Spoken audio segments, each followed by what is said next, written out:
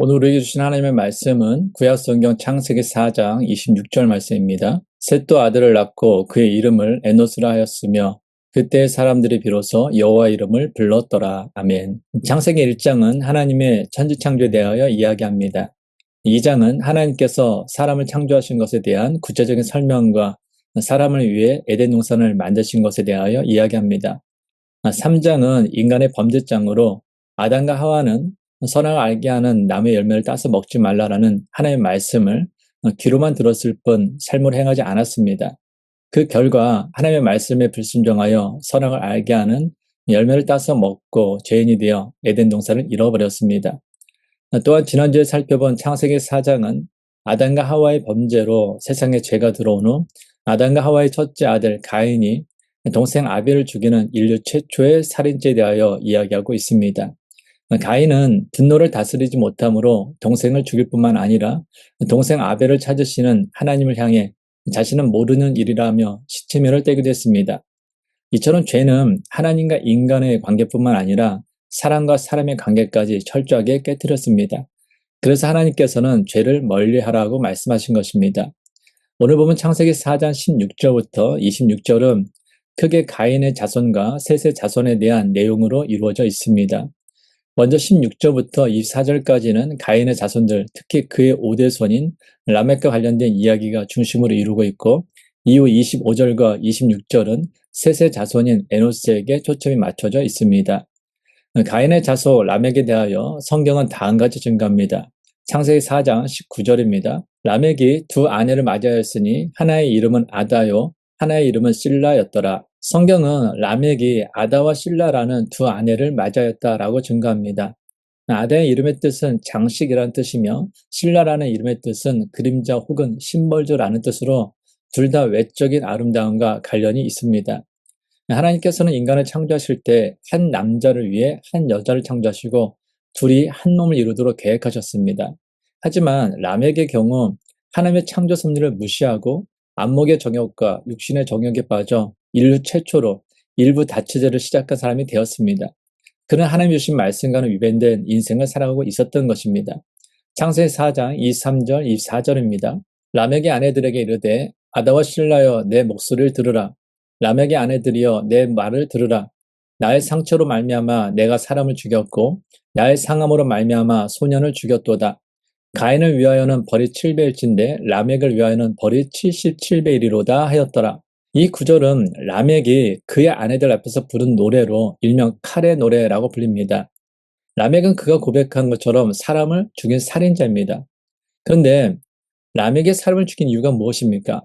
나의 상처로 말미암아 사람을 죽였고 나의 상함으로 말미암아 소년을 죽였다라는 이 라멕의 고백에서 알 수 있듯이 그는 자신에게 조금이라도 해를 가하는 사람에 대하여 참지 못하고 누군가가 실수해서 자신을 상하게 되면 사람을 죽일 정도로 사람의 생명을 하찮게 여기는 사람이었습니다. 그럼에도 그는 가인을 위하여는 벌이 7배일진데 자신을 위하여는 벌이 77배라고 말할 정도로 참으로 뻔뻔한 사람이었습니다. 가인은 아벨을 죽인 후에 그래도 양심이 있어서 사람들이 자신을 죽일 것을 두려워할 줄 알았습니다. 그러나 라멕은 오히려 칼의 노래를 통해서 자신이 저지른 살인도 정당했다고 주장하고 있습니다. 오히려 자신이 하나님의 자리에 서서 가인을 위하여는 벌이 7배일진데 자신에게 해를 가하는 사람은 77배의 벌을 받게 될 것이다 라고 호언장담까지 하고 있습니다. 아담과 가인 그리고 라멕으로 이어지는 모습을 통해서 우리가 알 수 있는 것은 죄는 부모에게서 자녀로 이어지며 이전보다 더 큰 죄를 짓게 된다라는 것입니다. 물론 그렇지 않은 경우도 많습니다. 그러나 자녀는 태어나는 순간부터 부모의 말과 행동을 보고 자라기 때문에 부모의 말과 행동, 가치관, 신앙을 닮을 가능성이 높습니다. 그래서 죄가 부모에게서 자녀에게로 이어지며 이전보다 더 큰 죄를 짓게 될 가능성이 높은 것입니다. 그래서 자신의 삶을 하나님의 말씀으로 살피는 것은 자기 자신만을 위한 것이 결코 아닙니다. 특히 자녀를 둔 부모의 경우는 더욱더 그렇습니다. 부모로서 자신의 삶을 하나님의 말씀으로 살피는 것은 결국 사랑하는 자녀와 이웃에게 선한 영향을 끼치게 됩니다. 그러므로 우리는 우리의 자녀와 우리의 사랑하는 이웃을 위해서라도 항상 하나님의 말씀으로 자기의 삶을 살피며 죄를 멀리해야 합니다. 이처럼 아담과 하와의 범죄로 인해 그의 아들 가인 역시 동생을 죽이는 살인자가 되고 그의 후손에게 여러 명의 아내를 두며 살인을 한 라멕이 태어났습니다. 그러나 하나님은 인류를 죄 가운데 둘 수 없었기 때문에 죽은 아벨을 대신하여 셋을 태어나게 하심으로 새로운 믿음의 가문을 형성하게 하셨습니다. 오늘 보면 26절입니다. 셋도 아들을 낳고 그의 이름을 에노스라 하였으며 그때 사람들이 비로소 여호와 이름을 불렀더라. 아멘. 아담에게는 가인과 아벨이라는 두 명의 아들이 있었는데 아벨은 가인이 죽였고 가인은 하나님을 떠났습니다. 가인이 하나님을 떠났다고 해서 가인이 아담의 자식이 아닙니까?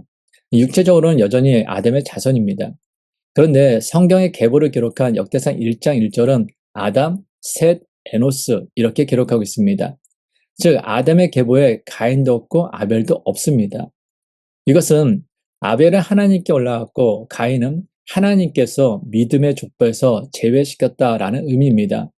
가인은 아담의 아들로서 혈통적 위치는 있으나 영적 위치에서는 하나님이 제하여 버린 것입니다. 그래서 하나님께서는 가인과 아벨을 대신하여 셋을 주셨습니다. 그리고 셋은 아들 에노스를 놓았습니다. 그리고 성경은 에노스가 태어난 그때부터 사람들이 비로소 여호와 이름을 불렀다라고 증거하고 있습니다. 에노스가 태어나기 전까지는 사람들이 스스로 하나님의 이름을 부르지 않았습니다. 스스로 하나님을 찾지 않았습니다. 에노스가 태어난 그때부터 사람들이 스스로 하나님의 이름을 불렀습니다. 그렇다면 그 이유가 무엇입니까? 에노스라는 이름은 죽을 수밖에 없는 존재라는 의미입니다. 셋은 사람은 죽을 수밖에 없는 존재라는 것을 분명히 알았습니다. 그리고 자신의 그 신앙 고백으로 아들의 이름을 에노스, 즉 사람은 죽을 수밖에 없는 연약한 존재임을 항상 잊지 말고 살라라고 지은 것입니다. 그래서 사람이 자신의 죽음을 자각한 이유, 창세기 5장에 처음으로 등장하는 사람의 족보의 내용이 다음과 같습니다. 창세기 5장 4절부터 8절입니다. 아담은 셋을 낳은 후 800년을 지내며 자녀들을 낳았으며 그는 930세를 살고 죽었더라. 셋은 105세에 에노스를 낳았고 에노스를 낳은 후 807년을 지내며 자녀들을 낳았으며 그는 912세를 살고 죽었더라. 창세기 5장에 나오는 족보를 모두 읽지는 않았지만 5장 20절까지 계속된 이 족보에서 죽었다라는 단어가 무려 8번이나 반복되고 있습니다. 이것은 이 족보가 죽었다라는 것을 강조하고 있음을 의미하는 것입니다. 이처럼 성경에 가장 먼저 등장하는 족보는 죽음의 족보입니다. 사람이 몇 년을 살든 모든 사람은 반드시 죽게 마련인 에노스라는 것입니다. 죽음과 관련하여 불변의 진리가 있습니다. 먼저는 죽음에 대하여 모르는 세 가지가 있다라는 것입니다. 첫째, 언제 죽을지 모른다. 둘째, 어디에서 죽을지 모른다. 셋째, 어떻게 죽을지 모른다. 다음으로 죽음에 대해 아는 세 가지가 있습니다. 첫째, 모든 사람은 죽는다. 둘째, 혼자 죽는다. 셋째, 아무것도 가지고 갈 수 없다. 죽음과 관련해 변하지 않는 진리는 사람은 모두 죽는다라는 사실입니다. 누구를 막론하고 죽음에는 예외인 사람은 아무도 없습니다. 언제인지 때를 모를 뿐이지 모든 사람은 반드시 죽습니다. 그럼에도 사람들 중에는 죽음을 부정하거나 자신과는 먼 미래 일로 생각하는 사람들이 있습니다. 그리고 그들의 공통점은 하나님을 찾지 않는다라는 것입니다. 이 세상의 삶에 집착하고 자신의 힘과 능력을 믿고 자신의 인생을 스스로 책임지며 살려고 한다라는 것입니다. 그러나 나는 언젠가 반드시 죽을 수밖에 없는 존재라는 그 진리를 깨달은 사람은 그때 비로소 하나님을 찾으며 하나님께 자신의 인생을 온전히 맡기게 됩니다. 그래서 오늘 본 26절 에노스가 태어난 그때부터 사람들이 비로소 여호와의 이름을 불렀다. 여기에 나오는 불렀다를 의미하는 히브리어 카라는 초대한다라는 의미도 지니고 있습니다. 즉 에노스가 태어난 그때부터 사람들이 여호와의 이름을 불렀다라는 것은 그때부터 사람들이 여호와 하나님을 자기 인생의 주인으로 모셔드리고 하나님의 말씀을 쫓기 시작했다라는 의미입니다. 왜냐하면 자신이 죽을 수밖에 없는 존재 에노스임을 깨달은 이상 생명의 근원이신 하나님 외에는 자기의 죽음 문제를 해결할 길이 없음을 깨달았기 때문입니다. 우리는 이러한 모습을 모세를 통해서도 보게 됩니다. 시편 90편 10절입니다. 우리의 연수가 70이요 강건하면 80이라도 그 연수의 자랑은 수고와 슬픔뿐이요 신속기간이 우리가 날아가나이다. 이것은 모세가 하나님을 만나기 전까지 자신의 80년 인생에 대한 신앙 고백입니다. 모세는 태어나서 40년 동안은 이집트의 왕자로 살았습니다. 그러나 40세가 된 때에 자신의 힘과 능력을 믿고 자기 동족인 이스라엘 사람을 도우려다가 이집트 사람을 죽이고 살인자가 되어 미디안 강으로 도망가 40년 동안 양치는 목자로 살아야 했습니다. 이집트 왕자로 살면서 자신이 가진 힘과 능력으로 억압받는 자기 동족을 구할 수 있을 것이라고 생각한 그였지만 결국 그의 인생은 그의 생각과는 다르게 살인자요, 도망자라는 신분으로 이제는 아무것도 할 수 없는 몸과 마음도 늙은 80세 노인이 되어버렸습니다. 그래서 모세는 이 세상에 태어나서 살은 연수가 70이요, 강건한 80이라도 그 연수의 자랑은 수고와 슬픔뿐이라고 고백한 것입니다. 어리석은 사람은 세상의 힘과 능력, 물질만 있으면 자신이 원하는 모든 것을 할 수 있을 것이라 생각합니다. 그래서 더 강한 세상의 힘과 능력, 더 많은 물질을 가지려고 노력합니다.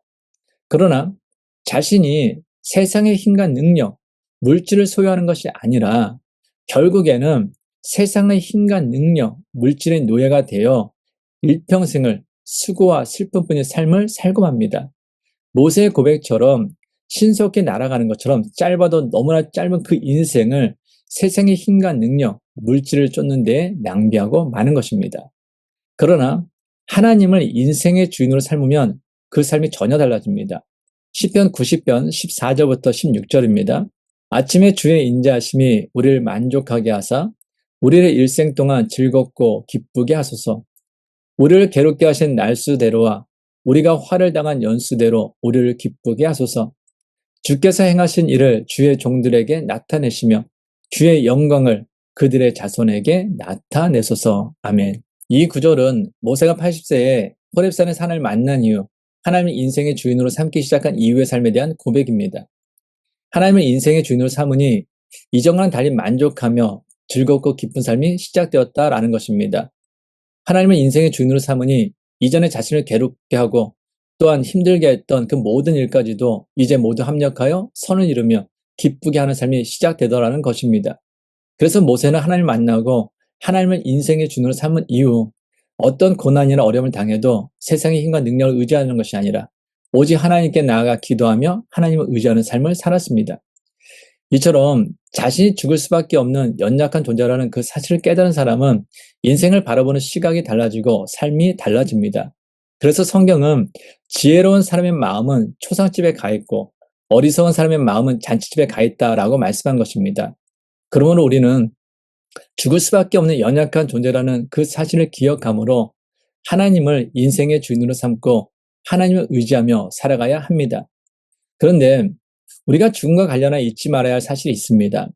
하나님께서 원하시는 것은 우리의 죽음이 아니라 생명, 영생이라는 것입니다. 이러한 사실을 신약에 처음에 나오는 예수님의 족보를 통하여 우리는 알 수 있습니다. 마태복음 1장 1절부터 3절입니다. 아브라함과 다윗의 자손 예수 그리스도의 계보라.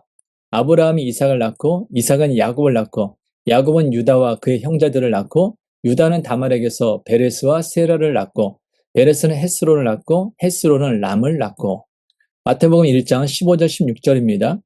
엘리웃은 엘라살을 낳고 엘라살은 mat단을 낳고 mat단은 야곱을 낳고 야곱은 마리아의 남편 요셉을 낳았으니 마리아에게서 그리스도라 칭하는 예수가 나시니라. 아멘. 예수님의 족보에서 가장 많이 나오는 단어는 낳고입니다. 2절부터 16절까지 무려 37번이나 낳고라는 단어가 반복되고 있습니다. 이것은 구약 성경의 첫 족보가 죽음의 족보였던 것과는 달리 예수 그리스도와 함께 시작된 신약 성경의 첫 족보는 생명의 족보임을 의미하는 것입니다.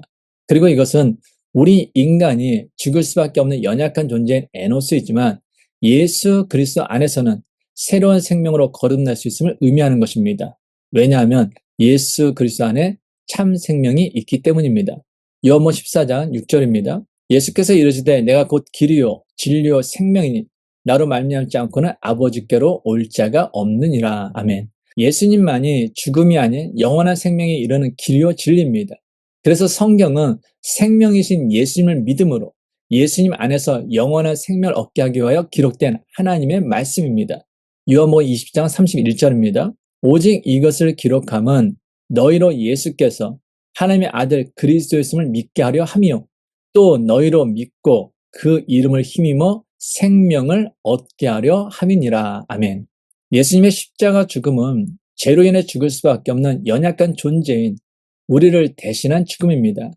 그리고 예수님의 부활은 우리에게 영원한 생명을 주시기 위한 생명의 부활입니다.